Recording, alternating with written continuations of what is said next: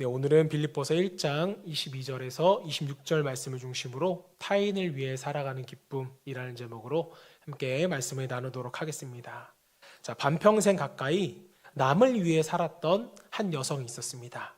남편과 아이들, 또 직장과 이웃을 위해 열과 성을 다해 살아가는 것이 자신에게 주어진 사명이라고 믿었기 때문이었습니다. 자, 하지만 아무리 외면하려고 해도 외면되지 않는 갈증이 이 사람에게 있었습니다. 수많은 관계를 맺고 살아가지만 순간순간 외로움과 쓸쓸함이 밀려왔던 것이었습니다. 자, 그러다 어느 날 자신만을 위해 미루었던 일들을 시작했습니다. 자, 그것은 책을 쓰는 작가가 되는 것이었다고 합니다. 자, 이후에 책을 쓰면서 그녀는 자기 자신과 또 허심탄회하게 마주하는 시간이 많아졌고 키보드를 두들기며 한자 한자 자신의 꿈을 입력하는 동안 형언할 수 없는 감동과 기쁨이 자신에게 몰려들기 시작했다고 합니다. 자, 게다가 기대하지 못했던 놀라운 일이 일어나게 됩니다. 한 출판사를 통해서 자신이 썼던 글이 책으로 나오게 되었고, 더 놀라운 것은 그 유명한 미국의 오프라 윈프리 쇼에서 그녀의 책이 11차례나 소개가 되면서 이 책이 100만 부 이상 팔리는 밀리언셀러가 된 것입니다. 자, 이 사람은요, 혼자 사는 즐거움의 저자 사라 벤 브레스나학이라고 합니다. 이름이 어려워요. 사라 벤 브레스나학인데 이 사람은요, 혼자 사는 즐거움에서 이렇게 말합니다. 수많은 관계 속에 살아가면서도 당신은 문득문득 외롭고 쓸쓸하다. 왜일까?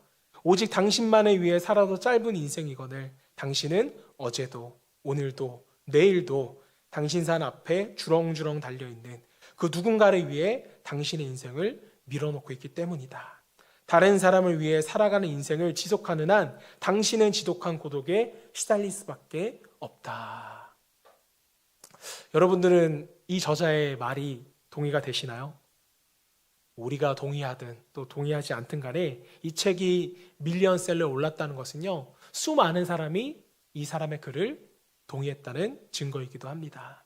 자, 오늘날 사람들에게 있어서 가장 중요한 삶의 이유는 무엇입니까? 바로 나 자신이라는 것입니다. 다른 사람들을 신경 쓰지 않고 온전히 나를 위해 사는 것, 이것이 이 시대를 살아가는 사람들의 가장 큰 가치와 이상향이라고 저는 생각합니다. 자, 그래서 결혼도 꼭 해야 될 필요는 없다라고 생각해요. 또 결혼을 해서도 아이는 낳지 않겠다고 말합니다. 왜 그럴까요? 자기 인생을 살아가는 데 있어서 자녀는 짐이라고 생각하기 때문이에요. 어떤 사람들은 아이를 갖기 위해서 많은 노력을 하고 또 기도도 하지만 누군가는 아이는 자기 삶의 걸림돌이라고 생각하고 있다는 것입니다. 아이를 낳지 않고는 여러분 자유일 수 있어요. 하지만 그 이유가 나 때문이라면, 오직 나의 행복을 위해서라면 이건 성경적으로 우리가 한번 생각해 볼 필요가 있다는 것입니다. 자, 여러분, 왜 이런 일들이 생길까요? 왜 사회의 풍토가, 사회의 기류가 이런 방향으로 흘러가고 있을까? 철저히 자기 자신만을 사랑하는 그러한 시대가 되었기 때문입니다. 자, 사도 바울도 디모데후서 3장을 보면 말세에 나타나는 현상을 한마디로 줄이면 자기를 사랑하는 것이라고 우리에게 증거합니다. 아실 거예요. 혼자 사는 것이 가장 큰 기쁨이다라고 외치는 수많은 사람들을 우리는 보게 됩니다. 자, 그런데 오늘 본문에서는 이 시대의 가치와 전혀 맞지 않는 선택을 하는 한 사람이 소개되고 있습니다. 누군가요? 바로 사도 바울입니다. 오늘 본문 23절, 24절 말씀을 함께 보도록 하겠습니다. 내가 둘 사이에 끼었으니 차라리 세상을 떠나서 그리스도와 함께 있는 것이 훨씬 더 좋은 일이라. 그렇게 하고 싶으나 내가 육신으로 있는 것이 너희를 위하여 더 유익하리라. 자, 누구를 위해서 유익하다고요? 너희를 위하여 유익하다. 사도 바울은요, 너희라는 존재 때문에 바울은 자기가 그토록 원했던 가장 좋은 것, 죽어서 천국에 들어가서 주님과 친밀한 교제를 나누며 살아가는 것, 그것을 포기했다고 우리에게 말씀하고 있습니다. 도대체 너희가 누구길래 사도 바울은 천국 가는 것보다 훨씬 더 좋은 일이라고, 이것이 더 유익하다고 그는 고백을 하는 것일까요? 그들은 사도 바울의 가족이었을까요? 친척이라도 되는 걸까요? 아닙니다. 그냥 빌립보 교인들이었어요. 남이었습니다. 자, 바울은 지금 남을 위해 자신이 가장 원하는 것을 포기하고 살겠다, 이렇게 선언을 한 것입니다. 여러분, 이게 이해가 되세요? 나를 위하여 사는 것이 가장 큰 즐거움이라고 생각하는 이 시대 가운데, 또 남을 위하여 내가 가장 좋아하는 것을 포기한다? 이것은 말도 안 되는 것입니다. 자, 빌립보서뿐만 아니라 성경은, 또 예수님의 가르침은 나를 위해서가 아니라 남을 위해서 살아가는 것이 기쁨이다, 우리에게 이렇게 설명합니다. 자, 그렇다면 도대체 왜 우리는 남을 위해서 살아가야 하는 것일까? 오늘 본문을 통해서 세 가지 교훈을 함께 나누도록 하겠습니다. 첫 번째, 도대체 왜 우리는 남을 위하여서 살아가야 하는 것일까? 첫 번째는요, 타인을 위해 사는 것이 우리에게 더 유익이 되기 때문입니다. 자, 지난 시간 사도 바울은요, 죽는 것도 유익하다, 우리에게 이렇게 고백을 했습니다. 빌립보서 1장 21절, 이는 내게 사는 것이 그리스도니 죽는 것도 유익함이라. 자, 그런데 지난주에 그렇게 결연했던 사도 바울이 오늘 본문을 시작하면서 고민에 빠지는 것입니다. 본문 22절을 세번역 버전으로 읽어드리겠습니다. 그러나 육신을 입고 살아가는 것이 나에게 보람된 일이면 내가 어느 쪽을 택해야 할지를 모르겠습니다. 자, 결연하게 죽는 것도 유익하다던 그 사도 바울이 갑자기 이런 고민을 하는 거예요. 마치 죽느냐 사느냐 이것이 문제로다 라고 고민했던 햄릿처럼 머뭇거리고 있는 것입니다. 자, 갑자기 사도 바울이 삶에 대한 미련이 남은 걸까요? 아니면 갑자기 삶에 대한 두려움이 몰려왔던 걸까요? 아니에요. 사도 바울에게는 여전히 가장 좋은 것은 죽어서 그리스도와 대면하는 것, 그리스도와 함께 거하는 것이 사도 바울에게 가장 큰 기쁨이었습니다. 여러분도 이런 소원이 있잖아요. 지금 당장 죽어서 하나님을 만나는 것, 대면하는 것. 눈치를 보니까 또 아니신 것 같은데. 모든 그리스도인들은 소망합니다. 하나님의 얼굴을 대면하면서 영원히 살아가는 것. 자, 그런데 당장 죽어서 가는 거는 좀 껄끄러우신 것 같아요. 자, 죽어서 주님을 만나는 것, 이것이 사도 바울의 소원이었습니다. 자, 왜 바울이 이것을 소원했을까요? 자, 사도 바울조차 믿음으로 이 땅의 삶을 살아간다는 것이 결코 쉬운 일이 아니었기 때문이었습니다. 그의 삶을 보세요. 얼마나 괴로운 삶이었습니까? 바울의 힘든 인생을 축소해서 말할 수 있는 성경 말씀이 있는데요. 고린도후서 11장 23절에서 27절까지 말씀입니다. 우리 조금 길지만 우리 사도 바울의 삶을 한번 느끼기 위해서 같이 읽어봤으면 좋겠습니다. 시작. 그들이 그리스도의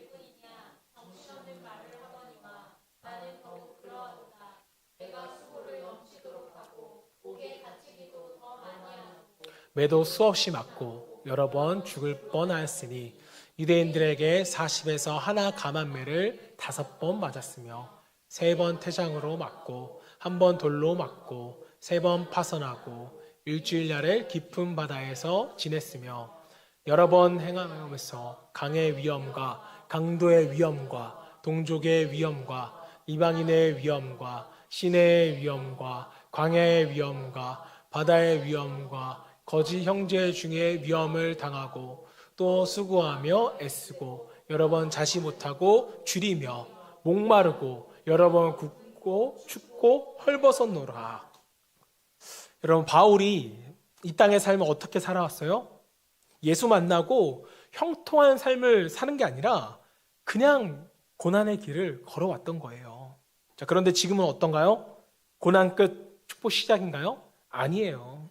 시위대 감옥에서 4명의 군사에게 붙잡혀서 어떠한 자유도 주어지지 않는 그 고난 속에서도 복음을 전하면서 오늘을 살아가고 있는 것이 바로 사도 바울의 모습인 것입니다.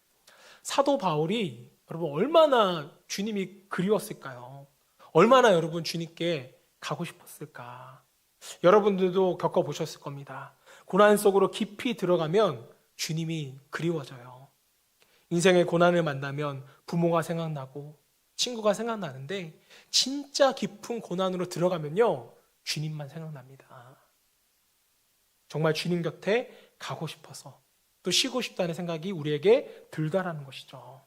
자, 객관적인 상황으로만 보았을 때 바울은 얼마나 가서 주님 곁에서 쉬고 싶었을까? 사도 바울이 이런 찬양을 부르고 싶지 않았을까요? 찬송가 494장 3장 내가 천성 바라보고 가까이 왔으니 아버지의 영광 집에가 쉴맘 있도다. 이 찬양 다 아시나요? 불러드릴까요?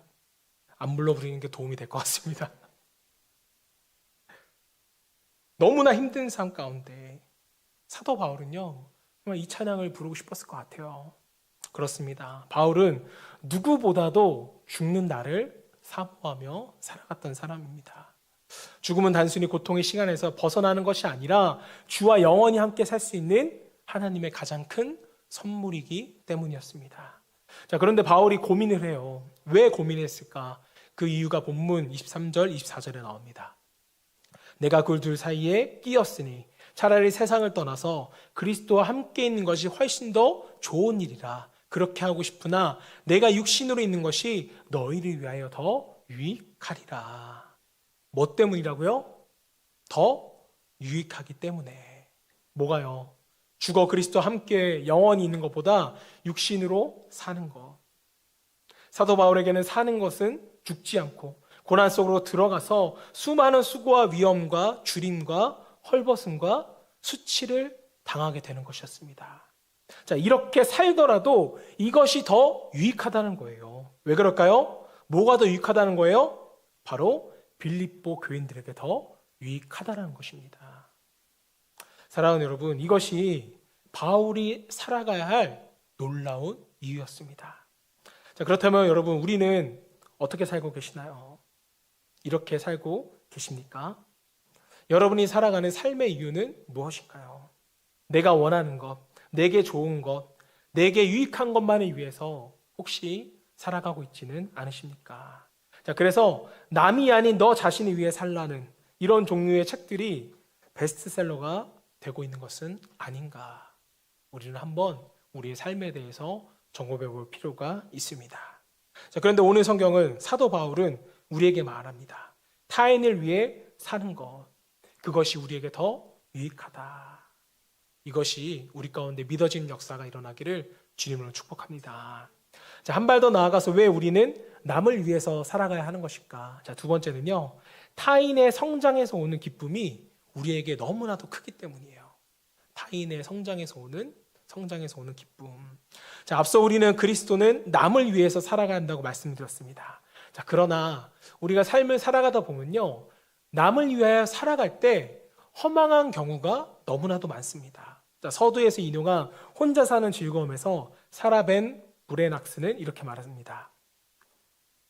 그것은 당신의 노고와 헌신이 오롯이 당신에게 귀결되지 않기 때문이다. 그러므로 누군가를 위해 살아서는 된다, 안 된다? 안 된대요. 정말 그렇지 않습니까? 다른 사람을 위해 열심히 섬겼는데 수고의 대가가 돌아오기는커녕 지치고 허무할 때가 우리는요 더 많아요. 이게 왜 그러냐면 세상의 논리는 기브 앤 테이크이기 때문이에요. 내가 주면 그쪽도 뭔가 오기를 기다리고 기대하는데 안 오면 너무나도 큰 상처를 우리가 받는다는 것입니다. 우리에게도 이런 경험이 있잖아요, 여러분. 축의금 10만 원 냈는데 5만 원 돌아오면 어때요, 기분이?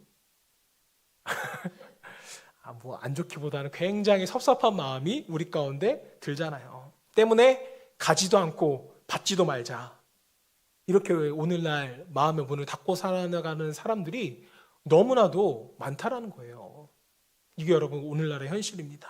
자, 그런데 바울은 왜 그렇게 소용없는 것 같은 남을 위해서 그토록 애쓰고 수고하며 살아가는 것일까? 그 이유를 바울은 이렇게 말합니다. 본문 25절이에요.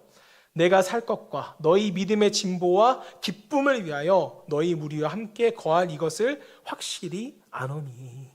무엇을 위해서요? 타인의 진보와 기쁨을 위해서 산다는 것. 이게 사도 바울에게도 기쁨이 되더라는 것입니다.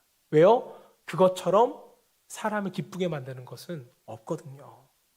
저는 최근 1, 2년 동안 이것을 엄청나게 느낀 적이 있습니다. 바로 한 청년이 변화되어서 세례를 받고 복음을 전하는 것이 그 청년의 기쁨이 되었기 때문입니다. 정지사님의 아들 태웅군이라고 있습니다. 아시잖아요, 여러분. 이 형제가 얼마나 분노가 컸는지. 이루 말할 수 없는 분노에 휩싸여서 세상을 살아가고 있었는데 저와 근 1년 동안 상담하고 또 성경 공부하면서 바뀌어 가는데 저도 이렇게까지 바뀔 줄 몰랐어요. 그리고 놀랍게도 세례까지 받았잖아요, 이 청년이. 그리고 이 청년이 저에게 했던 말이 뭐였냐면, 목사님, 다른 사람은 몰라도 저하고 정말 친한 친구들하고 동생만큼은 복음이 진짜기 때문에 복음을 전해서 교회 다니게 하고 싶습니다. 저한테 이런 말을 했다라니까요. 이 친구가 이렇게 말했을 때 저의 기쁨은 첫째 아이가 탄생한 것 같은 그런 맘먹는 저에게 큰 기쁨이었습니다. 요즘 이 청년이 신앙생활을 얼마나 잘하는지 모르겠어요. 신앙의 수준도 저한테 궁금한 거 있으면 물어보거나 전화를 하거나 문자를 하는데 그 질문의 수준이 초급자의 신앙이 아니었습니다. 상당히 깊은 수준으로 이야기를 하는데 제가 한 번은 이 형제에게 이렇게 말했어요. 태웅아, 태웅이는 목사님의 기쁨이다. 너무 신앙생활을 잘해줘서 제가 고맙다고 말했습니다. 그러니까 이 청년도 저한테 목사님의 기쁨이 되어서 저도 너무 기쁩니다. 이렇게 말하더라고요. 빨리 인천에서 돌아와서 같이 신앙생활 했으면 좋겠어요. 태용아 듣고 있니? 돌아와줘 빨리. 동생도 지난주에 교회 왔었잖아요. 지지난주에 교회 왔었는데 형의 선한 영향으로 얼마나 변화됐는지 몰라요. 처음 동생을 만났을 때 태지 형제가 저한테 말했어요. 저는 교회 다닐 생각이 없습니다. 첫 만남에 저한테 오늘 그냥 아빠 때문에 그냥 한번 왔습니다. 저는 종교를 가질 마음이 없습니다. 그냥 온 거라고 말했는데 이제는 말씀 듣고 아멘 아멘 하잖아요. 놀라운 일들입니다. 태지야 너도 듣고 있니? 태지 형제가 요즘 설교 말씀 잘 듣더라고요. 그렇기 때문에 제가 목사지만 한 번 만나면 그 청년 위해서 2시간씩은 상담하고 성경 공부를 했습니다. 상담하는 게 쉬웠을까요? 어려웠습니다. 피곤하죠. 하지만 누군가가 나의 섬김을 통해서 성장한다는 것, 이것만큼 여러분 저에게 기쁨이 주는 것은 없었습니다. 여러분도 좀 이것을 느껴보셨으면 좋겠어요. 자, 그런데 여러분 우리가 이렇게 남의 성장이 나의 기쁨이 되기 위해서는 한 가지 필요한 게 있습니다. 사도 바울도 이것이 있었기 때문에 타인의 성장을 보며 기뻐할 수 있었는데요. 4장 1절 말씀 함께 보도록 하겠습니다.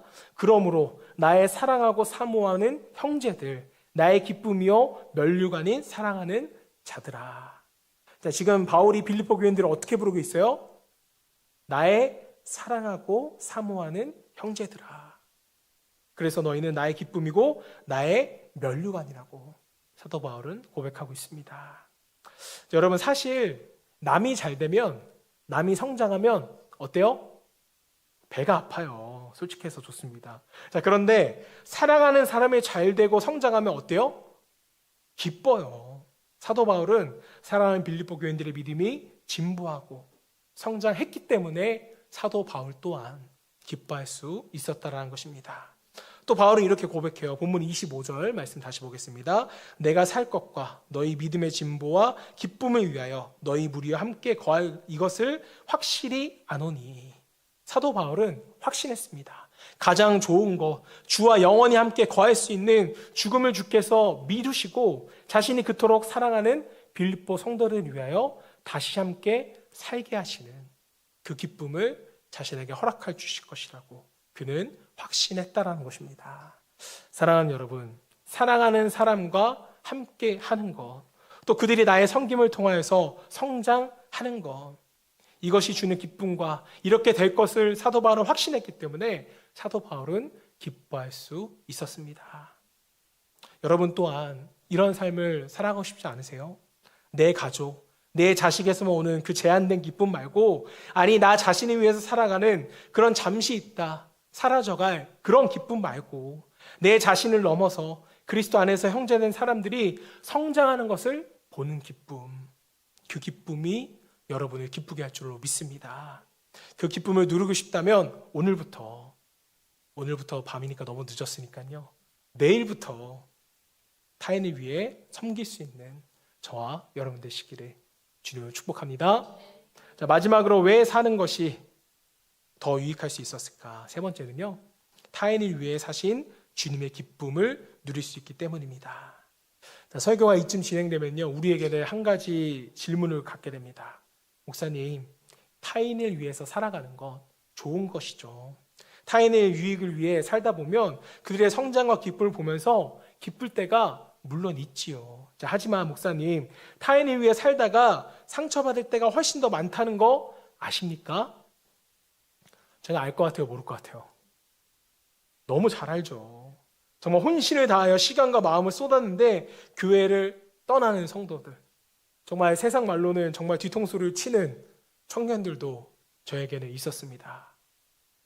목회를 하다 보면 성장과 성숙을 통해 기쁨을 주는 성도들도 있지만 그렇지 않은 사람들도 있거든요.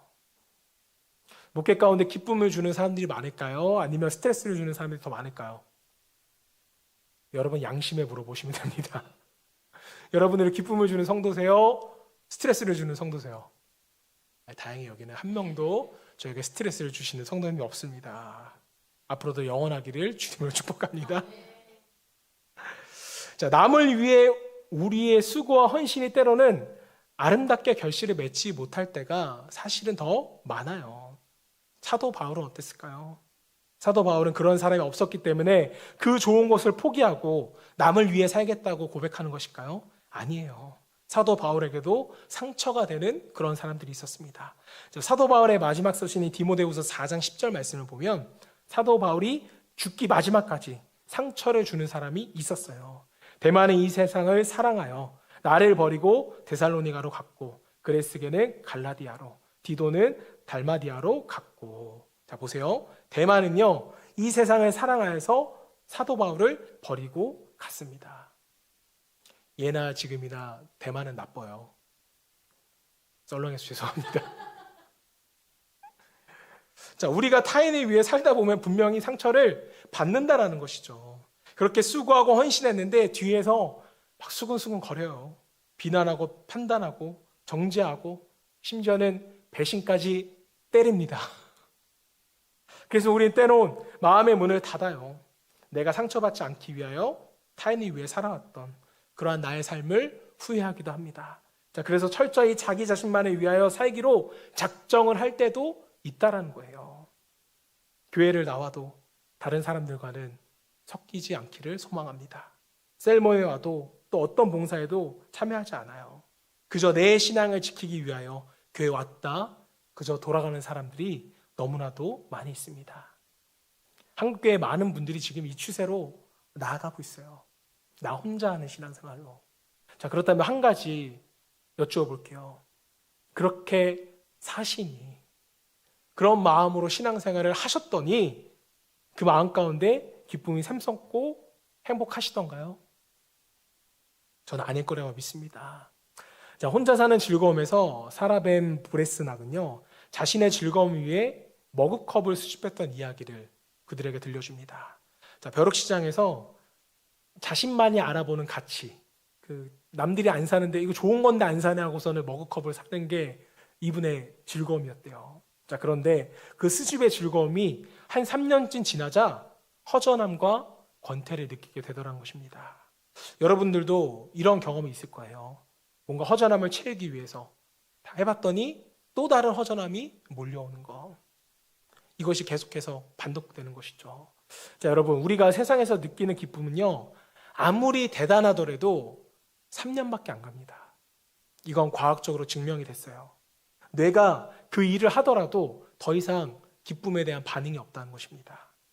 자, 그런데 사도 바울에게는요, 이 허전함과 권태가 수십 년 동안 해왔지만 보이지 않더라는 거예요. 남을 위해 살아온 고난의 흔적들은 보이는데 권태나 허전함 따위는 보이지가 않는 것입니다. 아니 오히려 그는 죽음의 위기 앞에서도, 아니 그 오랜 감옥 생활로 인해 지쳐있을 것 같은 그 상황 속에서도 인생은 헛되고 헛되다 이렇게 고백하는 것이 아니라 빌립보서 1장 18절 말씀에서 이렇게 말합니다. 나는 기뻐하고 또한 기뻐하리라. 또 기도할 때마다 그는 기쁨이 얼마나 충만해졌는지 빌립보서 1장 4절에서 이렇게 말합니다. 간구할 때마다 너희 무리를 위하여 기쁨으로 항상 간구함은. 도대체 이 기쁨은 어떠한 기쁨일까요? 도대체 이 기쁨은 어디서 오는 기쁨일까? 본문 26절에서 그것을 말합니다. 우리 함께 읽어보겠습니다. 시작. 내가 다시 너희와 같이 있으므로 그리스도 예수 안에서. 자, 빌립보서를 사도 바울이 쓰면서부터 계속해서 반복하고 있는 단어가 뭐예요? 그것은 바로 그리스도입니다. 바울의 기쁨, 그 기쁨의 원천은 우리를 위하여서 이 땅에 오셨던 예수 그리스도, 우리를 위하여 자신의 몸을 십자가에 내어주신 그리스도, 그 그리스도 예수로 인한 기쁨이었다는 사실입니다. 다시 말해서 남을 위하여 온몸을 던지신 그리스도의 기쁨이, 남을 위하여 십자가에 매달리신 예수님의 그 마음이 사도 바울에게 전이가 됐다는 거예요. 옮겨갔다는 것입니다. 자, 그래서 바울은 그에게 가장 좋은 거, 주와 함께 친밀한 교제를 나눌 수 있는 죽음보다도 고난 가운데 빌립보 교인들이 위하여서 살아가는 것, 이것이 나에게 더 큰 기쁨이고 소망이다. 이렇게 편지를 쓰게 된 것입니다. 사랑하는 여러분, 그렇다면 여러분들은 이 기쁨, 남을 위해 자신을 내어주는 주님의 기쁨, 이 기쁨이 있으신가요? 아멘 해주세요. 있으신가요? 정말 이 기쁨을 여러분들이 소유하셨으면 좋겠어요. 마지막으로 하나 이야기 들려드리고 말씀을 마치도록 하겠습니다. 서울대 불어문문과를 졸업한 총망받는 한 여자 자매가 있었습니다. 대학을 졸업하고 불쌍한 사람들을 돕기 위해 법조인이 되겠다고 사법고시를 준비했습니다. 자, 그런데 1차 시험을 합격하고 2차 시험을 앞둔 어느 날 갑자기 아버지가 암으로 돌아가시게 됩니다. 자신의 인생을 잘 준비해 나가던 자녀에게 절망이 찾아온 거예요. 자, 그런데 그런 상황에서 가장 이질적으로 느껴진 성경 구절은 데살로니가전서 5장 18절 범사에 감사하라였다고 합니다. 자, 생각해 보세요. 아버지가 돌아가셨는데 어떻게 여러분 감사할 수가 있겠어요? 자, 하지만 미국에서 열린 전도 세미나에서 정말 큰 은혜를 받고 가장 기쁘게 또 행복하게 행할 수 있는 일은 복음 전도임을 깨닫고 선교사로 헌신을 했습니다. 자, 그런데 졸업을 한 학기 남겨둔 인턴 전도사로 일하기 시작한 그 주에 이 자매님이요, 직장암 말기 판정을 받게 됩니다. 수술을 해도 길어야 1년이지만 수술을 하지 않으면 당장 죽는다는 말에 이 자매는 수술을 포기하고 남은 인생을 위해 복음을 전하기로 선택을 합니다. 주변에서는 미쳤다, 그것은 올바른 신앙이 아니다 라고 많이 가르쳤다고 합니다. 자, 그런데 수술을 포기한 자매는요, 암으로 돌아가신 아버지의 죽음 앞에서 감사할 수 없었던 자신에게 놀라운 일이 일어났다고 고백을 합니다. 암덩어리가 커져서 튀어나와 육안으로 보이고 손으로 만져지게 된 지 1년 2개월. 그렇게 고통스러운 가운데 죽지 않고 살아있다는 것, 그리고 고통이 심해질수록 감사가 더 커져가는 것을 그녀는 느낀다고 합니다. 자, 그리고 그렇게 감사한 마음으로 자매는 남은 1년을 불꽃처럼 복음을 전하다가 2016년 3월 1일 집으로 찾아온 성도들에게 마지막 힘을 다해서 이렇게 메시지를 전했다고 합니다. 고난 중에 기뻐하십시오. 이 메시지를 전하고 사흘 뒤인 3월 4일 이 땅에 육신을 벗고 영원한 주님의 품 안에 안겼다고 합니다. 자, 이 자매의 이름은요, 당신은 하나님을 오해하고 있습니다의 저자 유석경 자매입니다. 자매는 이 책에서 이렇게 말해요. 나는 단 한 번도 하나님을 원망하지 않았습니다. 내가 왜 암에 걸렸는지 묻지도 않았습니다. 저는 하나님을 이해하려고 하지 않았습니다. 그저 주님을 신뢰합니다. 보시는 사진의 사연 속에 있는 사진이 암에 걸렸을 때 이 자매님의 표정이세요. 건강했을 때의 표정이 아니라 암에 걸렸을 때의 표정인데 그 표정 가운데 기쁨이 묻어나는 것을 우리는 느낄 수가 있습니다. 아버지를 암으로 떠나보내고 자신도 직장암으로 죽어가는 자매가 이 마음속에 말할 수 없는 기쁨이 솟아나와서 그 기쁨으로 죽을 것 같은 고통 가운데 감사의 기도를 한 것입니다. 자, 도대체 무엇이 그렇게 기뻤기에 죽어가면서까지 다른 사람에게 고난 속에서도 기뻐하십시오, 이런 메시지를 보냈을까요?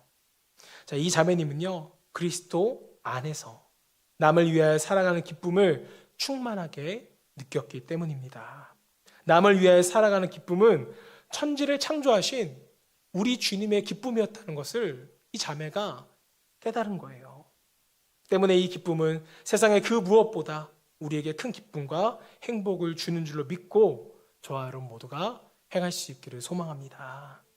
사랑하는 여러분, 하나님이 우리에게 주신 남을 위하여 살아가는 기쁨, 이 기쁨을 잃어버리고 오직 나만을 위하여 살아가는 기쁨을 얻기 위하여 지금 이 땅의 삶을 쫓고 계신다면 지금 가짜 기쁨을 쫓고 계신 것입니다.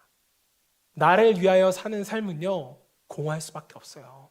허무하고 권태가 오면 또 다른 것을 찾아 나서야 하는 그런 고난의 인생인 것입니다. 과연 이것이 우리에게 기쁜 삶이 될 수 있을까요? 주님 안에서 남을 위하여 살아가는 기쁨의 인생을 살 수 있는 저와 여러분 되시기를 주님으로 축원합니다.